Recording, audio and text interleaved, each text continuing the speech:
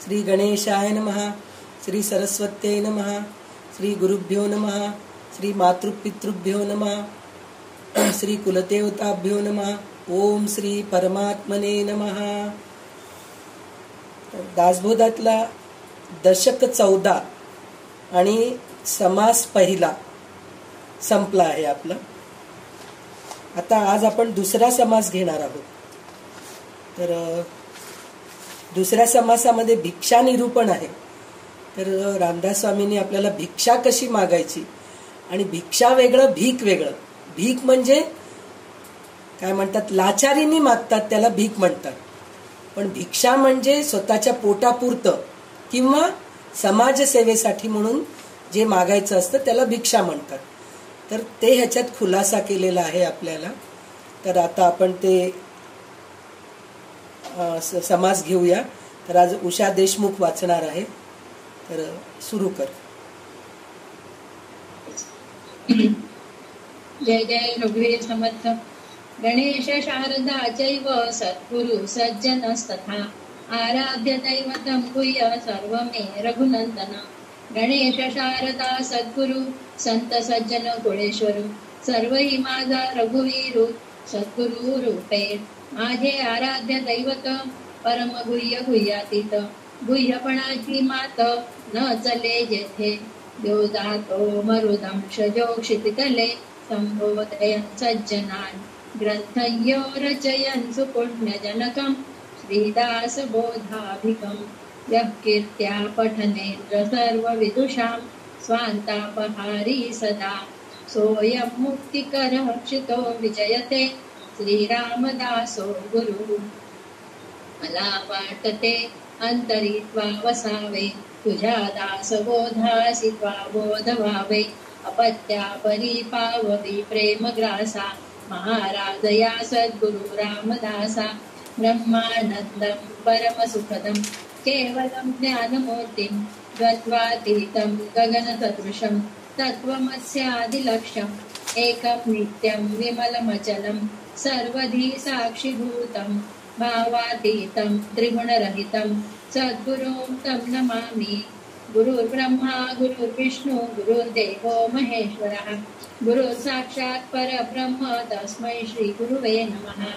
अनेन प्रियतां देवो भगवान् जानकीपति श्रीरामचन्द्र पूर्वेषाम् अस्माकं कुलदैवतं. श्रोता वक्ता श्रीराम समर्थ. श्रीराम समर्थ. जय जय रघुवीर समर्थ. कृपा सारिखे पूर्ण वैराग्य जाते प्रतिष्ठा परिज्ञान योगेश्वराचे. कवी वाल्मिका सारिखं मान्य ऐसा नमस्कार माझा सद्गुरु रामदासा. जय जय रघुवीर समर्थ. दशक 14वा समास दुसरा भिक्षा निरूपण. ब्राह्मणाची मुख्य दिशा मागितली पाहिजे भिक्षा. ओम भवती या पक्षा रक्षिले पाहिजे श्रीराम. भिक्षा मागून जो देविला तो निराहारी बोलिला. प्रतिग्रह वेगळा झाला भिक्षा मागता श्रीराम. संत जे जन तेथे कोरांत मागोन करी भोजन. देणे केले अमृत प्राशन प्रतिदिनी श्रीराम. लोक भिक्षाहारी निराहारी भिक्षा नैव प्रतिग्रह. असतो वापि संतो वा सोमपानं दिने दिने. ऐसा भिक्षेचा महिमा भिक्षा माने सर्वोत्तमा. ईश्वराचा अगाध महिमा तोही भिक्षा मागे श्रीराम. दत्त गोरक्ष आदी करुणी सिद्ध भिक्षा मागती जनी. निस्पृहता भिक्षेपासूनी प्रकट होये श्रीराम. वार लावून बैसला तरी तो पराधीन झाला. तैसीच नित्या वळीला स्वतंत्रता कैची श्रीराम. 8 दिवसा धन्य मिळविले तरी ते कंटाळवाणे झाले. प्राणी एकाएकी जेवले नित्य नूतन देपासूनी श्रीराम. नित्य नूतन हिंडावे उदंड देशाटन करावे. तरीच भिक्षा मागता बरवे श्लाघ्यावाणे श्रीराम. अखंड भिक्षेचा अभ्यास तयास वाटेना परदेश. तिकडे तिकडे स्वदेश भुव नैत्रे श्रीराम. भिक्षा मागता किरको नये भिक्षा मागता लागो नये. भिक्षा मागता भागो नये हरिभ्रमण करावे श्रीराम. भिक्षा आणि चमत्कार काटती लहान थोर कीर्ती वर्णी निरंतर भगवंताची श्रीराम भिक्षा म्हणजे कामधेनु सदा फळ नव्हे सामान्य भिक्षे स करी जो अमान्य तो करंटा दोघी श्रीराम भिक्षेने ओळखी होती भिक्षेने भरम चुकती सामान्य भिक्षा मान्य करीती सकळ प्राणी श्रीराम भिक्षा म्हणजे निर्भय स्थिती भिक्षे प्रकटे महंती स्वतंत्रता ऐश्वर प्राप्ती भिक्षा गुणे श्रीराम भिक्षेस नाही अडथळा भिक्षाहारी तो मोकळा भिक्षे करिता सार्थक वेळा काळ जातो श्रीराम भिक्षा म्हणजे अमरवल्ली जिकडे तिकडे लगडली अवकाळी फळ दाये निदाली निर्लजासी श्रीराम पृथ्वीमध्ये देश नाना फिरता उपवासी मरेना कोणी एक ठाई जना जड नव्हे श्रीराम गोरज्य वाणिज्य कृषी त्याहुनी प्रतिष्ठा भिक्षेशी बिंबसो विसंभो नये जोळीशी कदा काळी श्रीराम भिक्षे ऐसे नाही वैराग्य वैराग्या परते नाही भाग्य वैराग्य नसता अभाग्य एक देशी श्रीराम काही भिक्षा आहे म्हणावे अल्पसंतोषी असावे बहुत आणिता ध्यावे मुष्टी एक श्रीराम सुखरूप भिक्षा मागणे ऐसे निस्पृहतेची लक्षणे मृद वाग विळास करणे परम सौख्यकारी श्रीराम ऐशी भिक्षेची स्थिती अल्प बोलिले यथामती भिक्षा वाचवी विपत्ती होणार काळी श्रीराम इथे श्रीदास बोधे गुरुशिष्ट संवादे भिक्षा निरूपण नाम समास दुसरा श्रीराम भक्त श्रीराम. तर आपल्याला गेल्या ह्याच्यामध्ये नामरूप म्हणून दशकाचं नाव होतं. तर म्हणजे नामरूप म्हणून म्हणलं तर काय, ह्या सृष्टीमध्ये विश्वामध्ये नामरूप जे जे आहे त्याचं सगळं वर्णन केले होते. म्हणजे पंचमहाभूतांचं वर्णन होतं, माणूस कसं राहायला पाहिजे, शिकवण निरूपण म्हणून, आत्मविवरण म्हणून होतं. असे बरेच म्हणजे कसं राहायचं हे सांगितले होते. कशासाठी सांगतायत हे आपल्याला सारखं वाटतं की का बरं बाबा पंचमहाभूतांचं सांगतात हे, आणि प्रत्येक वेळेस म्हणजे अद्वैतच का सांगतात. तर त्याचं असं कारण आहे की आपण जर द्वैतामध्ये जर अडकून राहिलो तर सतत आपण संसारामध्ये अडकून राहिल्यासारखं असतं. माझे मुलं, माझं संसार, माझं घर, माझं दार, हेच विचार सतत डोक्यात असतं. म्हणून रामदास स्वामी आपल्याला हे सांगितलं. आणि आता जे सांगितले म्हणजे हे दशक 14 मध्ये, ह्या दशक 14चं नाव काय आहे, अखंड ध्यान नाम. गेल्या वेळेस नाम रूप होतं, आता अखंड ध्यान नाम. तर का बरं अखंड ध्यान नाम, नाम घ्या म्हणून सांगितलं, याच्या अगोदर सांगितलेलंच आहे ना. आणि त्यातलं त्यात आपण नवविधा भक्तीमध्ये बघितलं होतं ना, स्मरणम श्रवणम कीर्तनम वंदे स्मरणम पादसेवनम अर्चनम वंदनम दास्यम सख्यम आत्मनिवेदनम म्हणून जे सांगितलेलं आहे. तर स्मरण म्हणून जे भक्ती आहे त्याच्यामध्ये नामस्मरण आहेच की. त्याच्याबद्दल इतकं मोठं एक पूर्ण समासच त्यांनी घेतलं होतं आणि खूप छान सांगितलं होतं. आणि नामस्मरण करा, नामस्मरण करा म्हणून प्रत्येक वेळेस आपल्याला सांगतच आहे. पण इथं नाम हे वेगळं आहे. कशासाठी वेगळं आहे, तर गेल्या 13व्या दशकाचं नाव नाम होतं. तर नाम कशासाठी दिलं होतं की नामरूपामध्येच सगुण आहे, त्या सगुणानीच आपण निर्गुणाकडे जाऊ शकतो. तर ते नाम काय आहे हे सगळं सांगितलं त्यांनी. नाममध्ये सगळे पंचमहाभूत येतात, म्हणजे सगुणाबद्दल सांगितलं. पण त्या सगुणाचं ध्यान ठेवायचं म्हणजे त्याचं काय, महंत बना तुम्ही. ध्यान ठेवायचंय म्हणून म्हणलं तर काय, नामाचं ध्यान ठेवा म्हणून कशासाठी सांगतायत. तर त्या काळामध्ये जे मुसलमान लोक होते, म्लेंचे लोक होते, ते हिंदूवर ते खूप त्रास द्यायचे. तर त्यांना ताब्यात आणण्यासाठी म्हणून महंत निर्माण करत होते रामदास स्वामी. तर त्यावेळेस महंत निर्माण करताना महंत कसा असायला पाहिजे, महंत म्हणजे स्वतः ज्ञानी व्हायला पाहिजे आणि स्वतःबरोबर दुसऱ्या 4 लोकांना ज्ञानी बनवायला पाहिजे. स्वतः धैर्यवान असायला पाहिजे, दुसऱ्या 4 लोकांना धैर्यवान बसायला तयार करायला पाहिजे, स्वतः वैरागी असायला पाहिजे, म्हणजे स्वतःमध्ये वैराग्य असायला पाहिजे आणि तसंच दुसऱ्यांना वैरागी म्हणजे वैराग्य निर्माण करायला पाहिजे,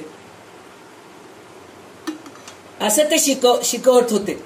तर त्याच्यामध्ये महंत राहावं म्हणून म्हणलं तर काय काय करावं लागतं? कीर्तन करावं लागतं, प्रवचन करावं लागतं. कारण काय, कीर्तन प्रवचन आपण करू लागलो तर दुसऱ्यांना चांगलं सांगतो. कीर्तन प्रवचनांमध्ये दुसरं काहीतरी गोष्टी असतात का? शृंगार वगैरे काही असतं का? नाही राहत. गोष्टी राजा राणीची गोष्ट असते का? नाही राहत. त्याच्यामध्ये देवाची भक्ती, वीरता, मोठ्या मोठ्या राजांचे कथा वगैरे असतात, म्हणजे वीर पुरुषांची कथा, चरित्रे वगैरे असतात. तर तशा गोष्टी आणि वैराग्याच्या गोष्टी असतात. तर तसं सांगून ते समोरच्या माणसांना तयार करत होते. म्हणून कसं राहायला पाहिजे हे ते शिकवत होते. तर महंतामध्ये अजून एक गुण सुद्धा राहायला पाहिजे. कोणचं गुण राहायला पाहिजे? भिक्षा मागता यायला पाहिजे. कारण किती जरी माणूस श्रीमंत असला तरी प्रत्येक माणसाला असं वाटतं की माझ्या संसारासाठी पैसे पुरत नाहीत. मी जे कमवून ठेवले, माझे वडिलोपार्जित जे कमवून ठेवले ते माझ्या मुलांना, माझ्या नंतरच्या पिढीला सगळ्यांना कामाला येईल, म्हणून असं प्रत्येक माणसाला वाटतं. तिथं वैराग्य नाही असं नाहीये, सत्य परिस्थिती आहे. त्यातला त्यात जो महंत असतो, जो संत सत्पुरुष असतो, तो त्यातला थोडासा पैसा काढून समाजकारणासाठी किंवा गरीब लोकांसाठी म्हणून वापर करतात, नाही म्हणून नाही. पण काही लोक असे असतात, सगळं आपलं संसार सोडून देतात, घरदार सोडून देतात, पैसा अडका सोडून देतात, सोडून देऊन संन्यासी पत्करतात, ब्रह्मचर्य पत्करतात. पत्करून काय करतात? मग काहीतरी समाजसेवा करायचंय, मग त्यावेळेस पैसा लागतो आणि पोटाला तर अन्न लागतं. पैसा सोडा बाबा, जगण्यासाठी पोटाला अन्न तर लागतोच ना. तर मग अन्न लागलंय तर आता ह्याच्याजवळ काही कामधंदा नसतं, काहीच नाहीये. मग त्यावेळेस तो काय करायचं असतं? भिक्षा मागायचं असतं. तर तिथं भिक्षा मागायला लाजू नये म्हणून आपल्याकडे एक पद्धत कशी आहे, 8व्या वर्षी मुलाची मुंज करतात. मुंज करून त्याला भिक्षा मागायला लावतात. भवती भिक्षान देही म्हणून शिकवतात, गुरुच शिकवतात. आणि मग त्यांना आता शाळेमध्ये वगैरे घालतोय आपण, सगळं हॉस्टेलमध्ये घालतोय, पॉकेट मनी देतोय, काही कमी नाही आताच्या मुलांना. पण पहिल्या काळच्या मुलांना तसं नव्हतं, लाजायचं नाही. आणि आपल्या आताच्या मुलांना काय करतोय आपण, ते लोक मागायच्या अगोदरच सगळं आणून देतो. पण पहिल्या काळच्या घरामध्ये कसं होतं, 10-10 पोरं, 15-15 पोरं राहायचे, सगळ्यांना सगळे वस्तू पाहिजे म्हणजे मिळायचे नाही. मग त्यावेळेस एखाद्या वेळेस काहीतरी वस्तू मागायचे, आपण उसनं मागून आणत होतो. पहिले जाऊन चहाची पत्ती संपलीये, साखर संपले, एक वाटी द्या ना, एक लिंबू असलं तर द्या ना, 4 मिरच्या असलं तर द्या ना, असं आपण शेजारी जाऊन मागत होतो. आता एक ब्लिंकिट, पटकन ऑनलाईन ऑर्डर करा, दारात उभंच 5 मिनिटांमध्ये आपण शेजाऱ्याच्या घरी जाऊन बेल मारून येईपर्यंत आपल्या घरी वस्तू येते. म्हणजे इथं हे अहंकार आहे आपल्यामध्ये.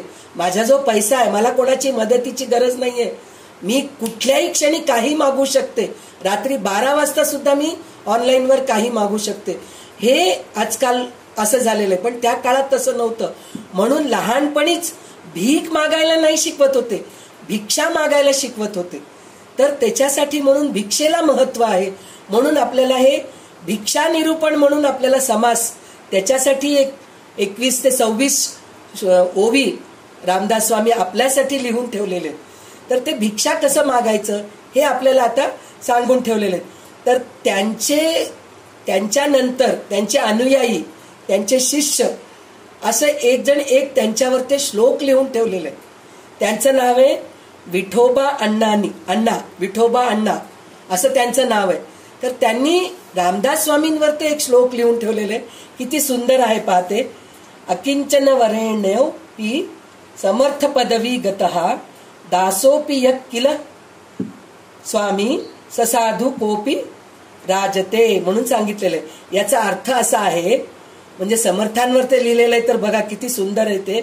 हा पुरुष म्हणजे कोण? समर्थ रामदास स्वामी. समर्थ रामदास स्वामी भिक्षेकऱ्यांमध्ये श्रेष्ठ होते, तरी सुद्धा समर्थ पदवीला पोचले. म्हणजे भिक्षा मागितले म्हणून ते खालच्या दर्जात नाही आहेत, समर्थ पदवीवर पोचले. त्यांना कसं म्हणतो, सगळ्यांना संत, संत तुकाराम, संत ज्ञानेश्वर, संत नामदेव, संत नामदेव, संत जनाबाई, आपण असं सगळ्यांना संत संत म्हणतो. पण फक्त रामदास स्वामींना संत नाही म्हणत, समर्थ रामदास स्वामी म्हणतो. म्हणजे बघा, विचार करा तुम्ही, भिक्षेकऱ्यांमध्ये श्रेष्ठ असून ते समर्थ पदवीला पोचलेले. आणि तसेच दास, रामदास असं त्यांचं नाव आहे. म्हणजे रामाचे दास आहेत ते. म्हणजे ते स्वतःला, मी त्यांचं नाव खरं नारायण होतं, तर नारायण म्हणून ते नाव ठेवू शकले असते, पण त्यांनी दास म्हणून स्वतःचं नाव ठेवून घेतलंय. रामदास, मी रामाचा दास आहे असं त्यांनी नाव ठेवून घेतलेले. ते रामदास असून सुद्धा स्वामी पदाला पोचलेले. स्वामी समर्थ रामदास स्वामी म्हणतो आपण, समर्थ रामदास स्वामी असं त्यांना आपण सगळेजणी म्हणतो. म्हणजे ते दास असून सुद्धा स्वामी पदाला पोचलेत असं त्यांच्यावर त्यांनी एक श्लोक लिहून ठेवले. तर बघा किती, खरं रामदास स्वामींचं किती महिमा ऐकलं तरी कमीच आहे आपल्याला. आणि आता भिक्षेच्या निरूपणामध्ये त्यांनी काय सांगितलेलं आहे, तर भिक्षा, ओम भवती भिक्षान देही, हे जे आहे ना, तर ते भीक मागत नाहीयेत, हे पहिलं सांगितलं. तर जीवन पद्धतीमध्ये प्रधान लक्षण आहे.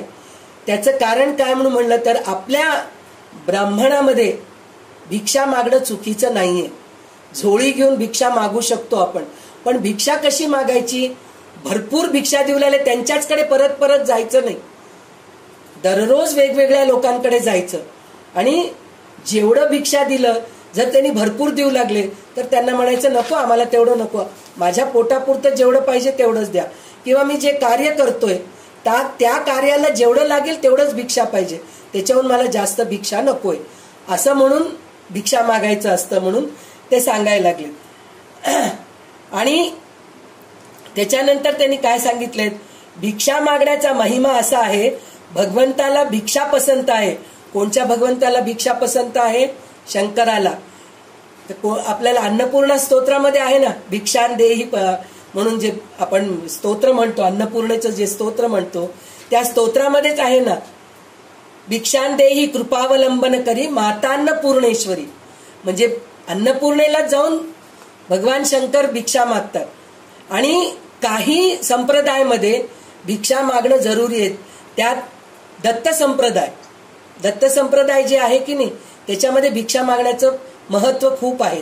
दुपारी 12 वाजता आपण गाणगापूरला गेलो समजा, तर तिथं भिक्षा मागतात जाऊन, असं ते व्रतही करतात, मी भिक्षा मागतो, नवस बोलतात, मी 5 घरी जाऊन भिक्षा मागून जेवतो, माझं चांगलं कर तू, असं त्या संप्रदायामध्ये पद्धत आहे. तर भिक्षा मागणं काहीही चुकीचं नाही, भीक मागणं चुकीचं आहे. भीक मागणं म्हणजे लाचारी करणं आहे.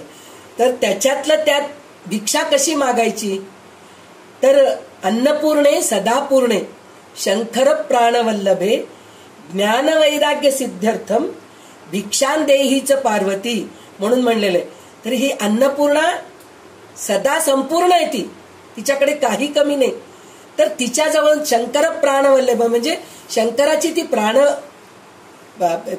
प्रिय पत्नी आहे, शंकराची प्रिय पत्नी आहे.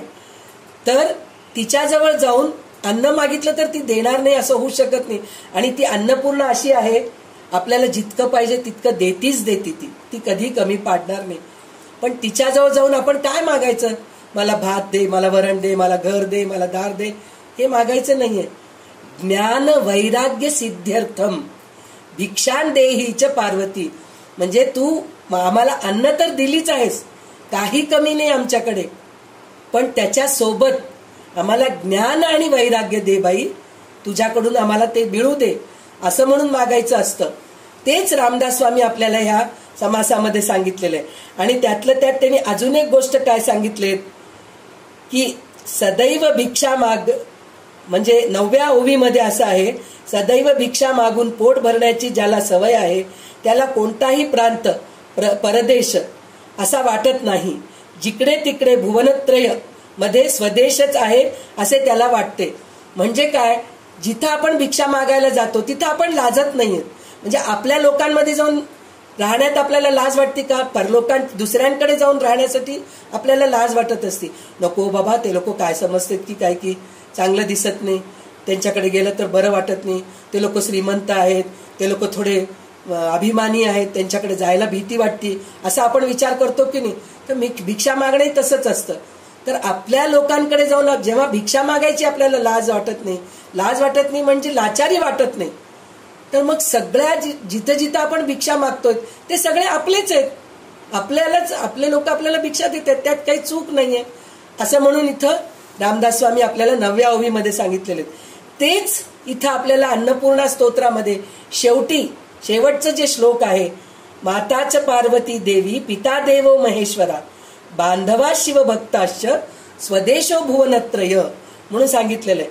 म्हणजे काय म्हणतायत, हे जे भुवनत्रय आहे म्हणजे आपलं हे जे पूर्ण विश्वसृष्टी आहे, जे जे डोळ्याला दिसतंय ते सगळं भुवनत्रय म्हणजे 3 लोक, स्वर्ग पाताळ आणि पृथ्वी, हे भुवनत्रय आहे. तर ह्या भुवनत्रयामध्ये आई वडील कोण आहेत आपले? माताच पार्वती देवी पिता देवो महेश्वर हे आहेत. आणि बांधवा शिवभक्ताश्च, जे जे शिवभक्त आहेत ते सगळे आपले भाऊ बहिणी आहेत. विचार करा किती मोठं हे या श्लोकाचा अर्थ किती छान आहे. बांधवा शिवभक्ताश्च स्वदेशो भुवनत्रय, म्हणजे आपल्या जे भुवनत्रयामध्ये आहेत ते सगळं आपलं स्वदेशच आहे. आणि तिथं असलेले सगळे आई वडील म्हणजे आपल्यापेक्षा वयाने मोठे आहेत ते आई वडीलच आहेत. आणि ते पार्वती आणि शिवाच्या बरोबरी आहेत. आणि बांधवा शिवभक्ताश्च म्हणून म्हणलं तर जे जे शिवभक्त आहेत, जे जे आपल्या बरोबरीचे आहेत ते सगळे आपले भाऊ बहीण आहेत, असं आपल्याला ह्या श्लोकामध्ये असं सांगितलेलं आहे. ह्या भिक्षेला अनुसरून आहे म्हणून हे 2 श्लोक घेतलेलं आहे. तर हे आता आपल्याला असं सांगितलेलं आहे. तर त्याच्यासाठी म्हणून भिक्षा म्हणजे कामधेनूच होय, ती सदैव हवे ते फळ देणारी असल्याने काही सामान्य नव्हे. भिक्षा ज्याला मान्य नाही असा यती किंवा वैरागी भाग्यहीन समजावा. तर विचार ते इथं भाग्यहीन समजावा म्हणून कशासाठी म्हणलेलं आहे, त्याचं कारण असं आहे की आपल्याला पहा कुठेतरी जाऊन आता काहीतरी एक देऊळ निर्माण करायचं असतं किंवा एक काहीतरी समाजकार्य आपल्याला करायचं आहे किंवा भागवत करायचंय, एक रामायण करायचंय, असं काहीतरी कार्यक्रम करायचंय. तर आपल्याजवळ तेवढे पैसे नाहीये. तर आपण काय करतो, सामाजिक कार्य करायचे म्हणून कोणाजवळ तर जाऊन भिक्षा मागायचे. आपण पावती पुस्तक तयार करतो. तर आपल्याला कोणीतरी दिलं, आपल्याला हे पावती घ्या बाबा, तुम्ही जाऊन हे पावतीनी जाऊन भिक्षा मागून पैसे गोळा करा, आपण त्याच्यानी ते कार्यक्रम उभा करू म्हणून म्हणतो. तर आपल्याला जे पावती पुस्तक मिळतं ते पावती पुस्तक घेऊन आपण काय करतो, आपण आपल्या ओळखीच्या लोकांकडे जातो. ओळखीच्या लोकांकडे जाऊन पावती फाडून पैसे गोळा करून आणून आपण देतो. पण इथं रामदास स्वामी काय म्हणतात, ओळखीच्या माणसांकडे जाऊ नये, अनोळखी लोकांकडे जायचं. तिथं लाज बाळगायचं नाही. तिथं जाऊन सांगायचं, मी हिंदू आहे, मी हिंदू कार्य करतोय, समाजसेवा करतोय, अनाथाश्रमाला दान देण्यासाठी म्हणून मी मागतोय, तर कृपा करून मला तुमच्याकडून जी सेवा मिळेल, तुमच्याकडून जेवढं झालं तेवढं मदत करा. जर तो माणूस हिडीस केला, आपल्याला रागवला, तर मनाला लावून घ्यायचं नाही. जाऊ दे, त्याला द्यायचं नसेल नाही दिला, पण आपल्याला ते होतं का, आपल्याला लाजिरवाणं वाटतं. पहा बाबा, त्यांच्या घरी गेलो, मागितलो आम्ही पैसे द्या म्हणून मागितलो समाजकार्यासाठी म्हणून, ठाम सांगून टाकले ते देत नाही म्हणून. जा बाबा, नेक्स्ट टाइम त्यांच्या बरोबर मी व्यवहार करत नाही, त्यांच्या घरी जात नाही. असं नाही करायला पाहिजे. असा जो विचार करतो ना तो भाग्यहीन आहे, असं म्हणून आपल्याला रामदास स्वामी सांगतायत. म्हणून भिक्षा मागायला लाजू नका म्हणून सांगितलेलं आहे.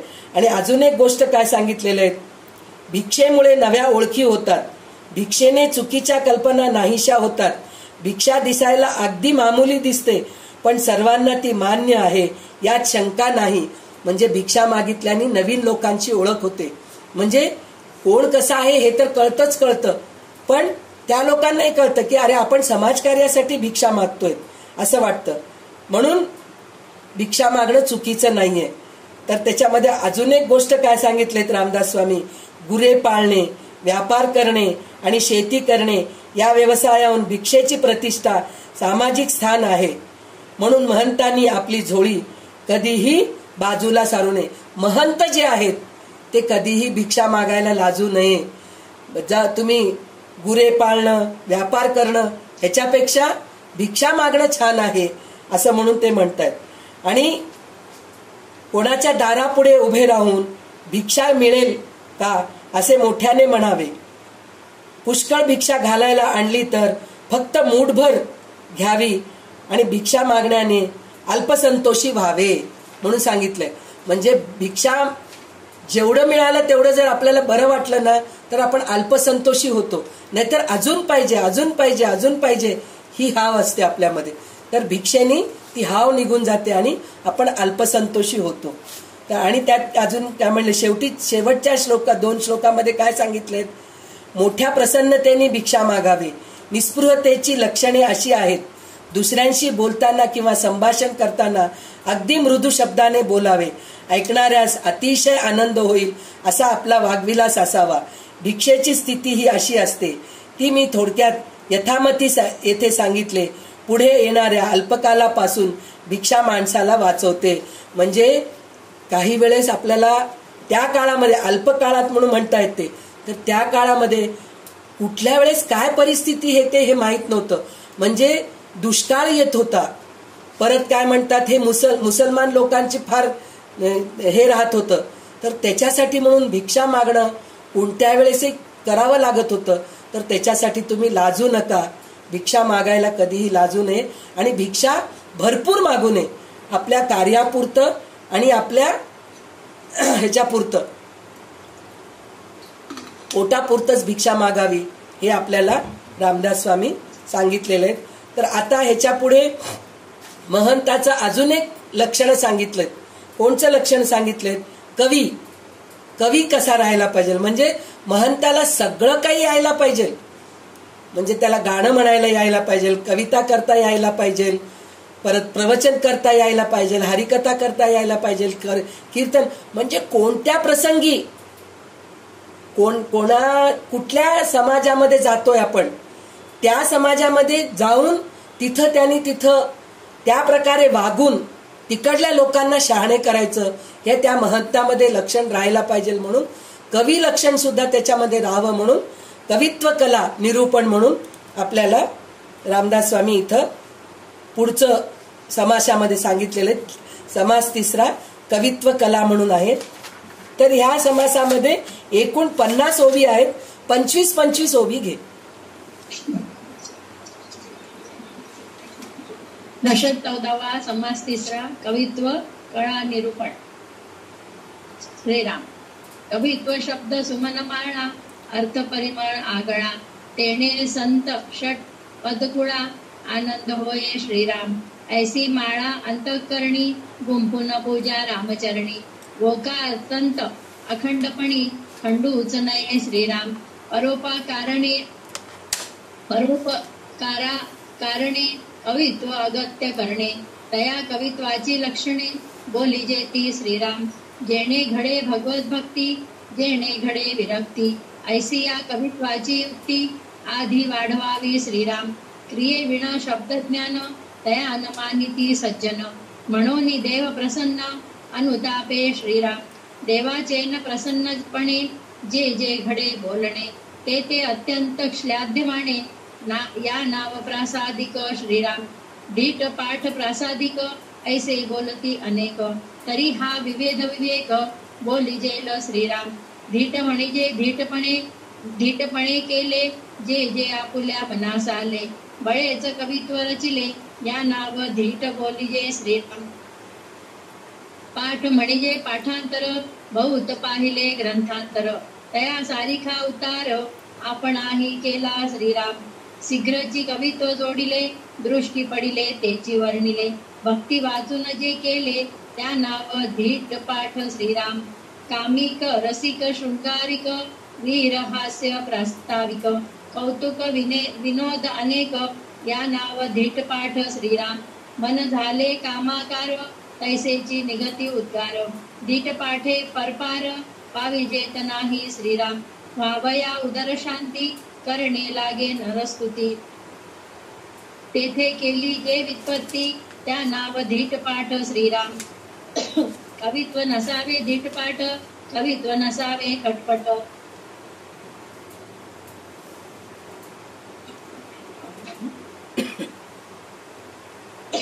कवित्व नसावे धीट पाठ, कवित्व नसावे खटपट. कवित्व नसावे उद्धट, पाषाण दमत श्रीराम. कवित्व नसावे वादंग, कवित्व नसावे रसभंग. कवित्व नसावे रसभंग, दृष्टांतहीन श्रीराम.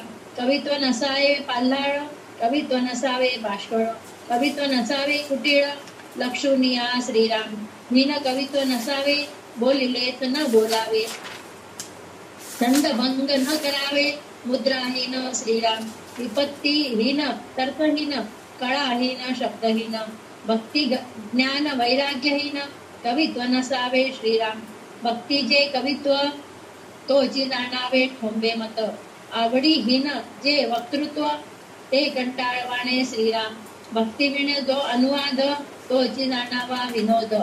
प्रीतीविण संवाद, घडो केली श्रीराम. असो धीट पाठ ते ऐसे, नातिले अहंतेचे पिसे. आता प्रासादिक ते कैसे, सांगिजेल श्रीराम. वैभव कांता कांचन, जयास वाटे हे वमन. अंतरी लागले ध्यान, सर्वोत्तमाचे श्रीराम. जयास घडीने घडी, लागे भगवंती आवडी. चढती वाढती गोडी, भगवत जनाची श्रीराम.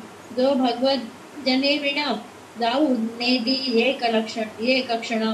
सर्व काळ अंतःकरण भंगी, भक्ती रंगे श्रीराम.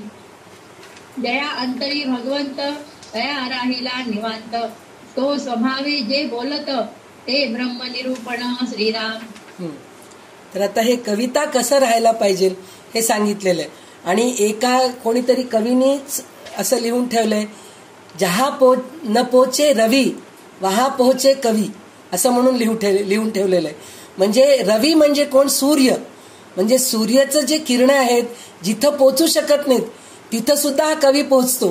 त्याचं कारण काय? कवीची कल्पना इतकी असतात, किती सुंदर लिहितात. आता ह्याचं उदाहरणच आपल्याला इथं रामदास स्वामींचंच एवढं मोठं उदाहरण आहे. हे कवीच आहेत. रामदास स्वामी, ज्ञानेश्वर महाराज, हे कोण आपले तुकाराम महाराज, हे सगळे अभंग लिहून ठेवलेले आहेत. हे ज्ञानेश्वरी लिहून ठेवलेले आहेत, ओवीबद्ध लिहून ठेवलेले आहेत. तर त्यांनी किती सुंदर रचून ठेवलेलं आहे हे सगळं. तर हे सगळे कवीच आहेत. म्हणजे ह्यांच्यामध्ये बघा आता कुठं कुठं पोचलेत. म्हणजे कवी कसं राहायला पाहिजे, महंत कसं राहायला पाहिजे, 5 महाभूत म्हणजे काय आहेत. पुन्हा ज्ञानेश्वर महाराजांनी पूर्ण भगवद्गीतेचं सार 7000 ओवीमध्ये लिहून ठेवलेले ज्ञानेश्वरी. म्हणजे विचार करा त्यांच्यामध्ये किती कवित्व शक्ती होती, म्हणजे किती छान लिहून ठेवत होते. तर त्याच्यामध्ये एक सुंदर इतकं छान पहिलंच हे काय लिहून ठेवलंय रामदास स्वामींनी हे कवित्व निरूपण मध्ये. तर ते म्हणाले की शब्दरूपी फुलांची माळा म्हणजे काव्य होय. म्हणजे शब्दांचं जे व्यवस्थित जुळवून येतं, म्हणजे त्याला काय म्हणतात, आता आपण म्हणतो ना, आता इथे लिहिलेलं आहे, कवित्व शब्द सुमन माळा, अर्थ परिमळ आगळा, ळा आलं इकडं. पुन्हा तिसरं सुद्धा, तेणे संतष्ट पदकुळा आनंद होय. म्हणजे हे बघा, विचार करा, म्हणजे रायमिंग वर्ड्स म्हणून इंग्लिशमध्ये म्हणतात, मराठीमध्ये काय म्हणतात माझ्या लवकर येत नाहीये, तर त्याच्यासाठी म्हणते. म्हणजे शेवटी ळाच यायला पाहिजे, तरच तिथं बरोबर जमतं असं हे त्यांना. म्हणजे एवढं मोठं ग्रंथ लिहायचं, यमक करेक्ट, यमक जुळवणं हे कवी लोकांनाच येतं. म्हणजे बघा, एवढ्या मोठा ग्रंथ यमक जुळवून लिहिलेला आहे. सगळे ग्रंथ बघा तुम्ही, हे दासबोध म्हणा किंवा ज्ञानेश्वरी म्हणा, आपल्याला मनाचे श्लोक, किती म्हणजे सगळ्या गोष्टी यमक इतकं सुंदर लिहून ठेवलेलं आहे. आपल्याला म्हणजे विचारच करवत नाही. आपल्याला साधं 2 ओळी आपल्याला जमवता येत नाही, तर एवढं मोठं ग्रंथ त्यांनी यमक जुळवून लिहिलेलं आहे. तर विचार करा किती त्यांच्यामध्ये ती शक्ती आहे. म्हणजे शब्दरूपी फुलांची माळा म्हणजे काव्य होय. म्हणजे यमक जुळून जर शब्दांच्या जुळवाजुळवी झाली तर ती फुलांची माळा होती. त्या फुलांचा सुंदर सुगंध म्हणजे कवितेचा अर्थ. म्हणजे ते कविता यमक जुळवून जे लिहिलेलं आहे त्याच्यामधला अर्थ जर बघितलं तर सुगंध आहे म्हणून सांगितलेलं आहे. आणि हा सुगंध काही औरच असतो. संतरूपी भुंगे म्हणजे हे कविताचं जे वाचतात ते संतरूपी भुंगे त्या फुलावर बसतात, त्यांना अर्थरूप सुगंधाने आनंद होतो असं म्हणून त्यांनी सांगितलेलं आहे. तर ह्याच्याच जे भगवद्गीतेमध्ये आपण ध्यान म्हणून वाचतो की नाही,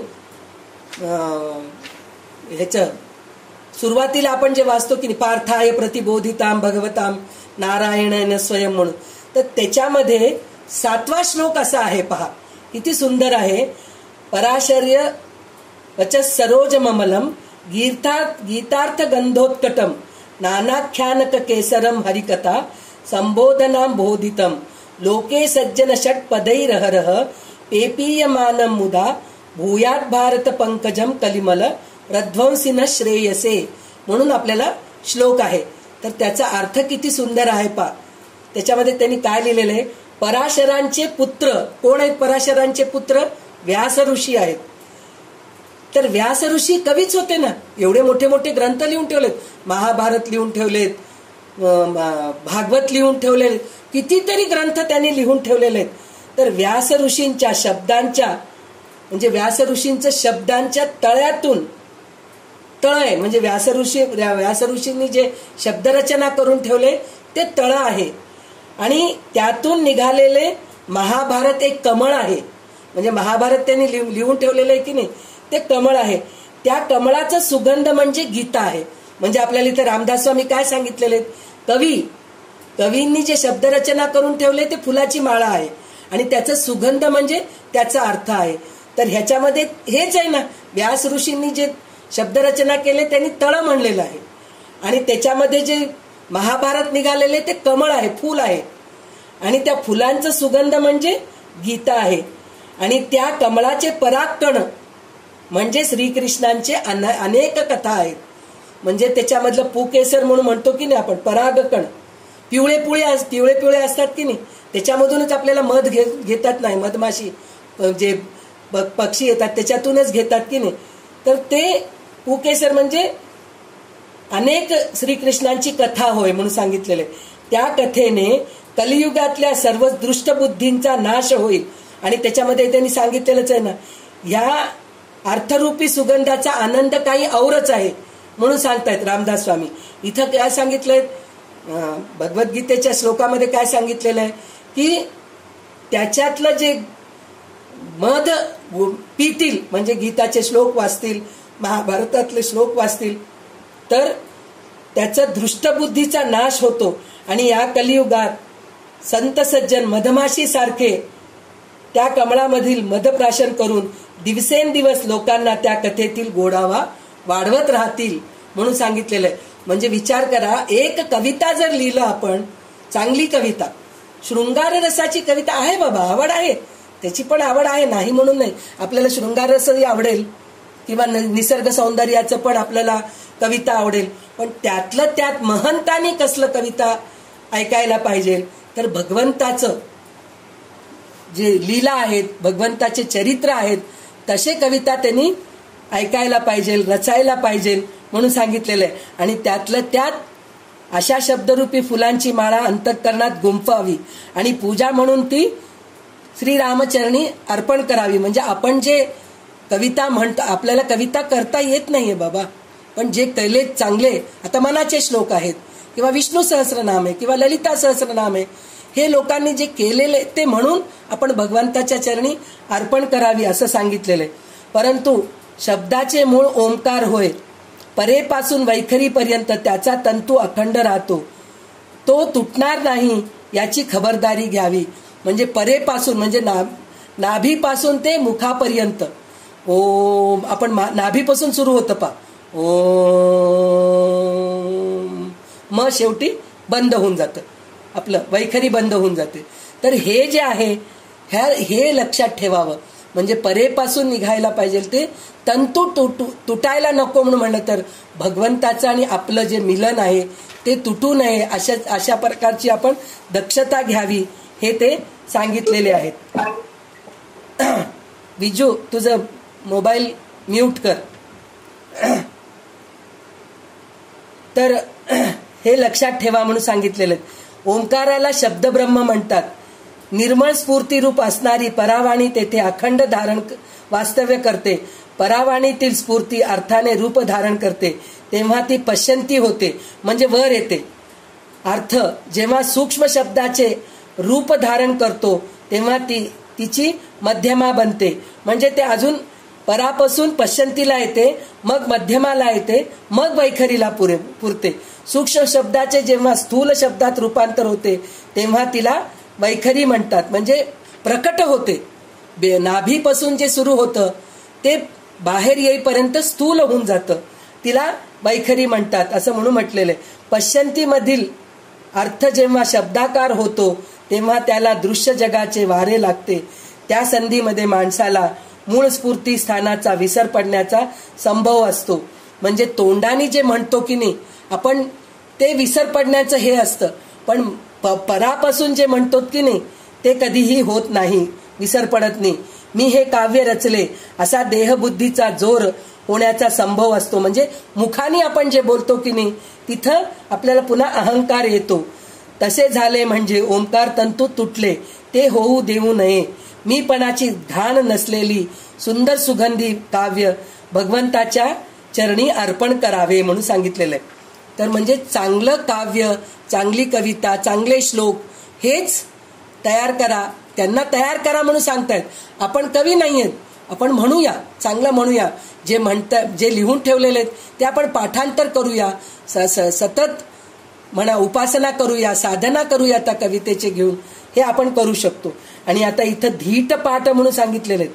तर धीट पाठ म्हणजे काय, हे शृंगार रसाचे आहेत म्हणून सांगितलेले आहेत त्यांनी.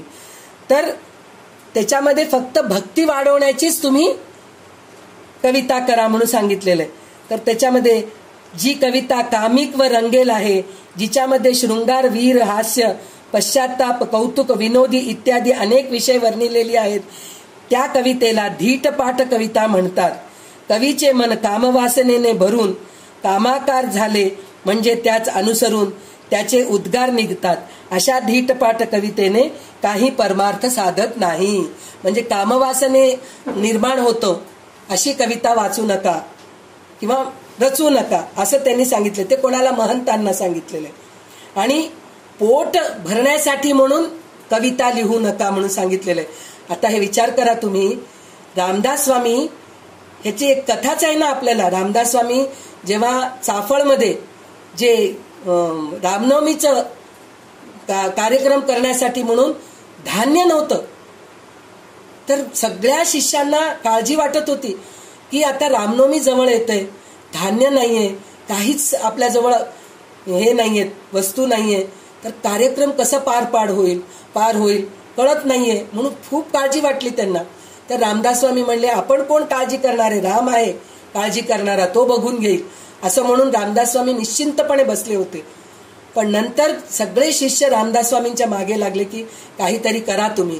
तर त्यावेळेस रामदास स्वामी रात्रीच्या रात्री बसून मनाचे श्लोक लिहायला सुरुवात केले आणि प्रत्येक शिष्यांना 4-5 ओवी पाठ करा म्हणून सांगितले. आणि ते ओवी म्हणून भिक्षा मागा तुम्ही, तर त्याच्याने तुमचं कार्य संपूर्ण सफल होईल म्हणून सांगितलं. तर त्याचप्रमाणे सगळे शिष्य मनाचे श्लोक रामदास स्वामींनी लिहिले. म्हणजे कविता कशासाठी लिहिले, पोट भरण्यासाठी लिहिले का, नाही, रामनवमी साजरा करण्यासाठी म्हणून त्यांनी मनाचे श्लोक लिहिले.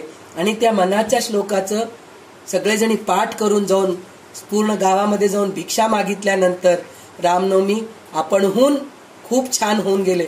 म्हणजे ते मनाचे श्लोक जे लिहिलेत की नाही ते भिक्षा मागून, मनाचे श्लोक म्हणून भिक्षा मागून मग कार्यक्रम केले. म्हणजे बघा, भिक्षेला आणि ह्या श्लोकाला म्हणजे कवितेला काही आहे की नाही, लिंक आहे. तर त्याच्यासाठी म्हणून कविता जे करतो, श्लोक जे लिहितो ते असं लिहायला पाहिजे की समोरचा माणूस वितळून जायला पाहिजे, त्याचं सगळं वैराग्य व्हायला, त्याला त्याच्या मनातून वैराग्य निर्माण व्हायला पाहिजे, असं काहीतरी कविता लिहा असं म्हणून सांगितलेलं आहे. कवितेत तेच तेच पुन्हा पुन्हा सांगितलेले नसावे. म्हणजे जे कविता लिहितो त्याच्यामध्ये रटाळ राहू नये, तेच तेच तेच तेच लिहिलेलं राहू नये असं सांगितलेलं आहे. नंतर धीटपाट कविता म्हणजे जे प्रेमाची भक्तीशिवाय केलेली काव्यरचना हे मनोरंजनच समजावे. भगवंताच्या प्रेमाखेरीज त्याच्याशी खरा वार्तालाप होत नाही म्हणून सांगितलेलं आहे. म्हणजे भगवंताच्या भक्तीशिवाय जे काव्यरचना करतो ते उपयोगाचं नाही, मनोरंजनच, म्हणजे टाइमपाससाठी वाचणं आहे, त्याच्यातून काही उत्पन्न होत नाही, भक्तीने वैराग्य ज्ञान प्राप्त होत नाही असं म्हणून सांगितलेलं आहे. धीटपाट कविता ही अशी असते, मिथ्या असलेल्या अहंकाराला लागलेले ते एक प्रकारचे वेडच असते. प्रासादिक कविता कशी असते ते आता सांगतायत. म्हणजे हे धीटपाट कविता म्हणजे रटाळ नको आहे, त्याच्यामध्ये भक्ती राहायला पाहिजे हे सांगितलंय. आणि नंतर त्यांनी काय सांगितलंय, ज्याला वैभव पैसा आणि कामवासना तिन्ही वांतीसारखे किळसवाणी वाटते. म्हणजे आपल्याला मळमळ झालं की कंटाळ येतं आणि उलटी, वांती म्हणजे उलटी झाल्यानंतर किळस वाटतं की नाही, आपल्या तोंडातच आपल्याला कसं तरी घाण वाटतं, काहीतरी पोटातलं घाण निघून गेलं बाबा असं वाटतं ना. तर त्याला म्हणे जे कविता वैभव दाखवतंय, म्हणजे कुठल्या तरी माणसाचं वैभव दाखवत आहे, आणि पैसा आणि कामवासना म्हणजे शृंगार रस ज्याच्यात आहे, हे तिन्ही त्याला किळसवाणं वाटतं म्हणून सांगितलंय. ज्याच्या हृदयात भगवंताचे ध्यान अखंडपणे चालू असते, क्षणाक्षणाला ज्यास भगवंताचे स्मरण होते आणि त्यामुळे त्याला असलेली भगवंताची आवड सारखी वाढत जाते, ज्याची भगवंताची भक्ती आणि तिची गोडी अधिकात वाढत जाते, भगवंताच्या भजना वाचून एक क्षण देखील वाया जाऊ देत नाही, त्याचे अंतःकरण सदैव भगवंताच्या प्रेमात रंगलेले असते. म्हणजे विचार करा, आता आपणच बघा, आता आपण जे 5-6 वर्षापासून किंवा सगळेजण आपण, म्हणजे मी म्हणून म्हणत नाही किंवा आपलं ग्रुप म्हणूनच म्हणत नाहीये मी, जे लोक भगवद्गीता वाचत आहेत, ललिता सहस्रनाम वाचत आहेत किंवा काही ग्रंथ वाचत आहेत, ज्ञानेश्वरी वाचत आहेत, हे लोकांना सगळ्यांना बघा कसं भगवंतावर प्रेम जुळतंय की नाही. ज्ञान वैराग्य, पहिले ज्ञान मिळतंय आपल्याला, नंतर मग वैराग्य आपणच वाटतंय. आता आपण स्वतःच म्हणतो ना, नाही हो आपण हे जे वाचन सुरू केलो की नाही, दासबोध वाचन सुरू केलो, ज्ञानेश्वरी वाचन सुरू केलो, तेव्हापासून मन खूप प्रसन्न वाटतंय हो. क्लास बुडवावं वाटत नाही. 3 ते 5 केव्हा, किती 3 वाजता केव्हा होत आहे असं वाटतंय. जर हे क्लास जरी आम्ही अटेंड नाही केलो ना, नंतर युट्यूबवर आम्ही ऐकतो बरं का. म्हणजे ह्या क्लासबद्दल मी बोलत नाहीये, म्हणजे भक्तीसाठी म्हणतीये मी. भक्ती जेव्हा आपल्यामध्ये निर्माण होते तेव्हा ज्ञान होतच होतं, मग वैराग्य आपणहून येतं. तर त्याच्यासाठी म्हणून चांगले चांगले कविता वाचायला पाहिजे, चांगले चांगले श्लोक वाचायला पाहिजे. पण रामदास स्वामी इथे वाचा म्हणून म्हणत नाहीयेत, लिहून ठेवा म्हणून सांगतात. म्हणजे त्या काळामध्ये तसं राहत होतं म्हणून ते तसं सांगितलेले. तर आता ह्याच्या पुढचे 25 ओवी वाचून घे, मग हे झालं की आपण थांबूया.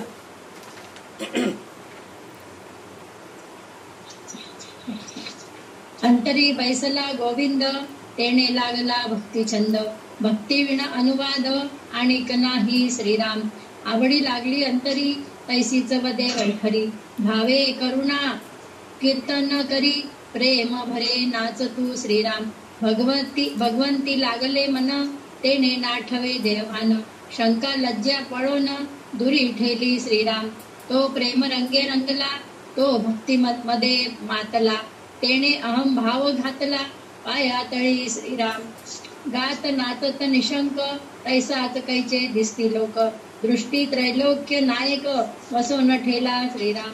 ऐसा भगवंती रंगला, आणिक काही न लगे त्याला, स्वइच्छा वर्णू लागला, ध्यान कीर्ती प्रताप श्रीराम. नाना ध्याने नाना मूर्ती, नाना प्रताप नाना कीर्ती, त्या पुढे नरस्तुती, तृण तुल्य श्रीराम वाटे श्रीराम. असो ऐसा भगवत भक्त, जो ये संसारी विरक्त, त्यास मानिती मुक्त साधू जन श्रीराम. त्याचे भक्तीचे कौतुक, तया नाव प्रासादिक, सहज बोलता विवेक, प्रकट होय श्रीराम.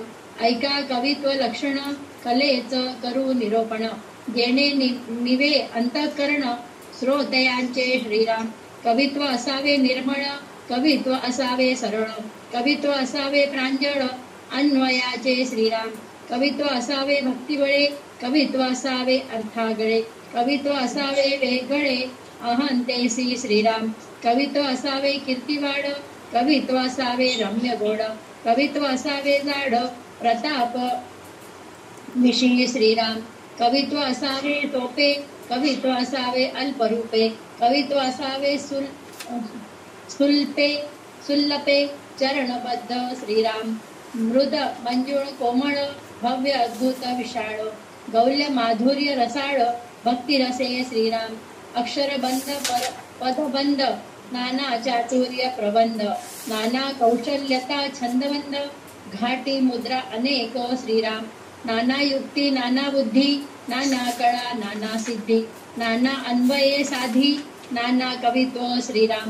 नाना साहित्य दृष्टांत, नाना तर्क धात मात, नाना संमती सिद्धांत, पूर्व पक्षेशी श्रीराम. नाना गती नाना व्युत्पत्ती, नाना मती नाना स्फूर्ती, नाना धरणा नाना धृती, या नाव कवित्व श्रीराम. शंका आशंका प्रत्योत्तरे, नाना काव्ये शास्त्राधारे, कुठे संशय निर्धारे, निर्धारिता श्रीराम. नाना प्रसंग नाना विचार, नाना योग नाना विवर, नाना तत्व चर्चासार, या नाव कवित्व श्रीराम.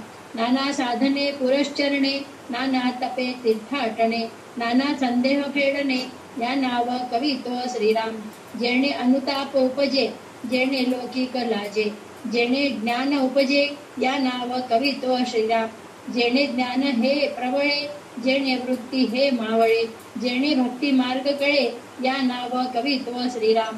जेणे देह बुद्धी तुटे, जेणे भवसिंधू आटे, जेणे भगवंत प्रगटे, या नाव कवित्व श्रीराम. जेणे सद्बुद्धी लागे, जेणे पाषांड भंगे, जेणे विवेक जागे, या नाव कवित्व श्रीराम. जेणे तद्वस्तु भासे, जेणे भास हा निरसे, जेणे भिन्नत्व नासे, या नाव कवित्व श्रीराम. जेणे होय समाधान, जेणे तुटे संसार बंधन, जया मानिती सज्जन, तया नाव कवित्व श्रीराम. ऐसे कवित्व लक्षण, सांगता दे असाधारण, परंतु काही एक निरूपण, बुझावया केले श्रीराम. इति श्री दासबोधे गुरु शिष्य संवादे, कवित्व कळा निरूपण नाम, समास तृतीया श्रीराम. श्रीराम समर्थ श्रीराम. तर इथं रामदास स्वामी आपल्याला काय सांगतायत, तर कविता असं करायला पाहिजे की समोरचा माणूस भुलून जायला पाहिजे म्हणून सांगितलेलं आहे. तर माणूस कसा असतो, रसलोलूप प्राणी आहे माणूस. म्हणजे त्याला चांगलं सांगितलेलं ऐकावं वाटतं, वाईट सांगितलेलं ऐकावं वाटत नाही कधी सुद्धा. तर असं सांगितलेलं आहे. तर रससेवन करण्याची त्याची लालसा कवी तृप्त करतो. म्हणजे चांगले गाणे ऐकून, चांगलं कविता ऐकून माणूस चांगला हे होऊन जातो, समाधानी होतो. म्हणतो ना, गाणं ऐकून आलोत, काय मस्त वाटलं हो, किती छान. तुम्ही आलाप देऊन ऐकायला एखाद्या वेळेस कंटाळवाणं वाटत असेल, साधारण ज्याला गाण्याची आवड आहे त्याला आलाप देऊन असं त्याचं लांब हे करत दीर्घ हे करत केलं तर कंटाळवाणं वाटतं. पण ज्याला आवडतं, गाणं आवडतं, त्याला ते सगळं आवडतं. तसं काही हे नाहीये. म्हणून म्हणतात की गाणं जेव्हा गाणं म्हणा, कविता म्हणा, तर माणसाला, समोरच्या माणसाला आपलंसं करून घेतं म्हणून सांगितलेलं आहे त्यांनी. तर त्याच्यामध्ये अजून काय होतं, नव्या नव्या काव्यरचना तयार होतात. प्रतिभेची कृपा असणाऱ्या कवीच्या काव्यात ओज असते, तेज असते आणि प्रसाद हे गुण असतात. अशा काव्यात फार मोठा आशय थोडक्यात सांगितला जातो. आता आपण एवढं, आता एक हे जे आपण दासबोधच ग्रंथ आहे, त्या दासबोध ग्रंथाचे एक ओवीवरते कितीतरी लांब आपण कीर्तन प्रवचन करू शकतो. त्याचं कारण काय, एक ओवीमध्ये किती अर्थ दडलेलं असतं. आता आपण कालच ते कोणचं भजन म्हटलं होतं, शोधिसी मानवा रावळी मंदरी, हे जे म्हणलं होतं, म्हणजे मी एक उदाहरण म्हणून ते भक्तिगीत एक ओळ म्हणून दाखवते. तर त्याच्यामध्ये किती अर्थ दडलेला आहे. म्हणून कविता छोट्यामध्ये असतं पण त्याचा अर्थ खूप मोठा असतं असं म्हणून सांगतायत. ते थोडक्यात सांगितलेला असतो. मानवी जीवनातील अपूर्णता, असहाय्यता, चमत्कृतिक गूढता, सूक्ष्म संघर्ष आणि वासनांचा धुमाकूळ कवी आपल्या दिव्य दृष्टीने पाहतो व अनुभवतो. म्हणजे त्याला सगळं काही दिसतं आणि थोडक्यामध्ये लिहून तो ठेवून देतो. मग त्याच गोष्टी तो मोठ्या मार्मिक, खोचक, परिमाणकारक आणि नादमधुर भाषेत व्यक्त करतो. अशा काव्याचे श्रवण केले असता दुःखी, कष्टी, संसाराने गांजलेल्या सामान्य माणसांना आपल्या परिस्थितीचा व देहाचा काही काळ तरी विसर पळतो. म्हणजे विचार करा, आता आपलं शरीर दुखत आहे, पाय दुखतंय, ताप आलेला आहे किंवा काहीतरी डोकंच दुखतंय असं असतं ना, तर त्या नाही बाबा 3 ते 5 जर क्लास अटेंड केलो आपण तर तेवढं वेळ तरी ते दुखण्याकडे दुर्लक्ष होईल ना आपलं. छान ऐकूत बाबा आपण बसून.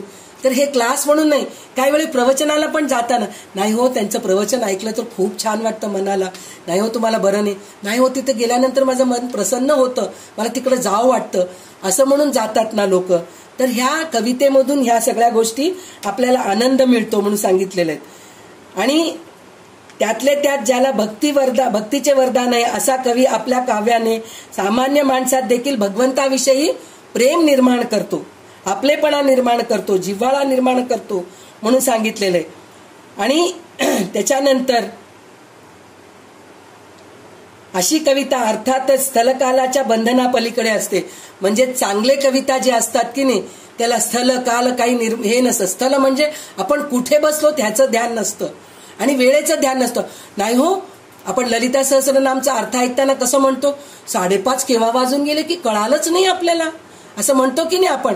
म्हणजे वेळ काळ स्थल काळाचं काहीही आपल्याला हेच नसतं म्हणून सांगितलेलं आहे. तिच्यामधील प्राण किंवा जिवंतपणा म्हणजेच कवीचा आत्मसाक्षात्कार होय. शिवाय तिच्यामध्ये भाषा प्रभुत्व, चमत्कृती, रसभाव, चैतन्य, सौंदर्य, भव्यता, पवित्र व्यक्तिरेखन, जीवनदर्शन आणि जीवनभाग्य या गोष्टी असतात. त्यामुळे त्या काव्य ऐकल्यावर श्रोत्याच्या मनावर चटकन परिणाम होतो. म्हणजे अशा ज्या आपण स्तोत्र, श्लोक, ज्ञानेश्वरी किंवा भागवत, महाभारत, रामायण ह्या सगळ्या गोष्टी, दासबोध, हे सगळं वाचताना काय होतं, आपोआप त्यावर चिंतन होतं आणि चटकन मनावर परिणाम होतं. त्या चिंतनेतून श्रोत्याच्या जीवनाला भगवंताकडे जायची इच्छा निर्माण होते. अशा रीतीने रंजन आणि आत्मबोध सुलभ करणाऱ्या कवीच्या कविता कलेचं वर्णन आपण ऐकलेले आहोत. आणि त्याच्यामध्ये अजून एक गोष्ट काय सांगितलेलं आहे त्यांनी, पाषाण सुद्धा वितळतं म्हणून सांगितलंय. म्हणजे दगड, गाण्यानी, कवितेनी पाषाण सुद्धा वितळून जातं असं म्हणून सांगितलेलं आहे. तर त्याचा आपण एक बैजू बावरा म्हणून सिनेमा आलं होतं पहा, तर त्याच्यामध्ये ते गाणं कोणतंय माझ्या लक्षात नाहीये, तर ते गाणं म्हणत असताना भगवंताच्या डोळ्यातून पाणी येतंय हे दृश्य आपल्याला दाखवलेलं आहे. तर तसं होतं. आणि काही गाणे म्हणू लागलं तर पाऊस पडतं, काही गाणे म्हणू लागलं तर सुगंध वास येतो. म्हणजे इतकं त्याच्यामध्ये प्रभाव आहे कवितेमध्ये. म्हणजे गाणं जे निर्माण केलेले ते कविताच आहे. तसं ह्या कवितेमधून ह्या सगळ्या गोष्टी होतात. म्हणून आपल्याला रामदास स्वामी कविता लिहा म्हणून तेव्हा सांगितलेलं आहे, आता ऐका म्हणून सांगितलेलं आहे. कोणते कविता ऐकायचे की असे हे दासबोध ग्रंथ, ज्ञानेश्वरी ग्रंथ, मनाचे श्लोक, विष्णू सहस्रनाम, ललिता सहस्रनाम, हे सगळे कवितेच्या मध्येच येतात. नाव वेगवेगळं असतील, स्तोत्र म्हणत असतील, श्लोक म्हणत असतील, ओवी म्हणत असतील, पण ते कवितेमध्येच येतात ह्या सगळ्या गोष्टी. तर ह्या गोष्टी करा म्हणून सांगितलेलं आहे. तर माझ्या मतीप्रमाणे मला जितकं कळालं कविता म्हणजे काय आहे, भिक्षा मागणं म्हणजे काय आहे, हे माझ्या अल्पमतीला जेवढं कळालं मी तेवढं सांगायचा प्रयत्न केले.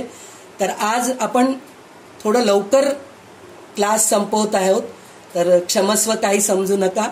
तर आज जे काही चांगलं जे आहे ते भगवंताच्या कृपेने आणि माझ्या सद्गुरूच्या कृपेनेच मी बोलू शकले. आणि जे काही कमी असेल, काही गोष्टी चुकले असतील माझ्या मुखातून, तर ते माझ्या अभ्यासामध्ये कमी आहे हे सांगून मी इथेच थांबते. आता उषा कल्याणकरी रामराया म्हणून मग आपण थांबूया, मग लगेच ट्वीट होते मी. जय जय रघुवीर समर्थ. जय रघुवीर समर्थ. कल्याणकरी रामराया, रामराया कल्याणकरी रामराया, जनहित विवरी, जनहित विवरी, जनहित विवरी, कल्याणकरी रामराया. तळमळ तळमळ होतची आहे, होतची आहे. हे जन हाती धरी दयाळा, कल्याण करी राम राया, राम राया.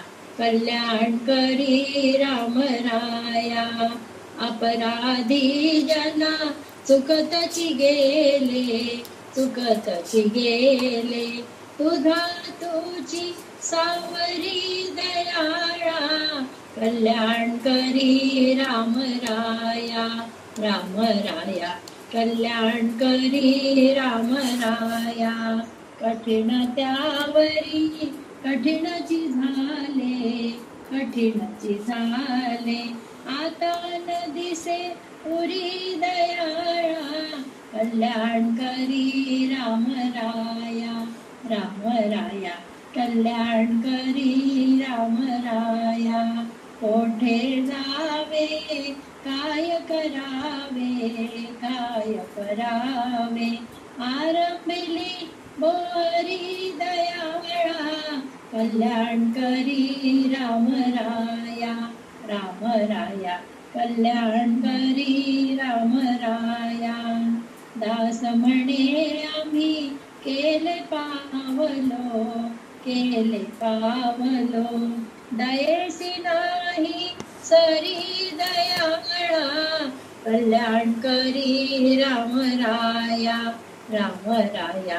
कल्याण करी राम राया. जनहित विवरी, जनहित विवरी, जनहित विवरी. कल्याण करी राम राया. सदा सर्वदा योग तुझा घडावा, तुझे कारणी देह माझा पडावा. जय जय रघुवीर समर्थ. जय जय रघुवीर समर्थ.